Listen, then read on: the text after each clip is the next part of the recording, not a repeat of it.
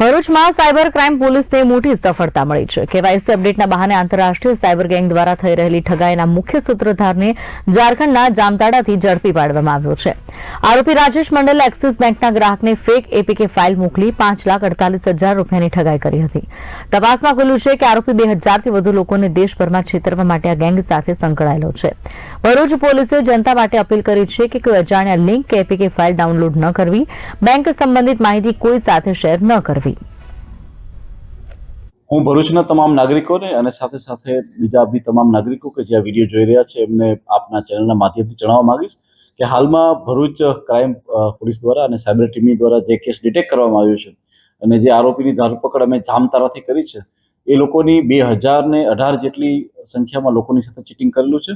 તેમાં modus operandi એ રીતના રહે છે કે હાલમાં એવો લોકોને કહે છે કે જો એમણે લોન લેવી હોય તો એ લોકો માત્ર પોતાનું કેવાયસી અપડેટ કરે, એના માટે એ લોકોને એપીકે ફાઇલ મોકલે છે કે જેમાં આઈધર પીએમ કિસાન યોજનાની એપીકે હોય છે, એ લોકો એવી એપીકે બનાવીને મોકલે છે કે અમે ઇન્વિટેશન કાર્ડ આપને એની અંદર બનાવીને આપીશું।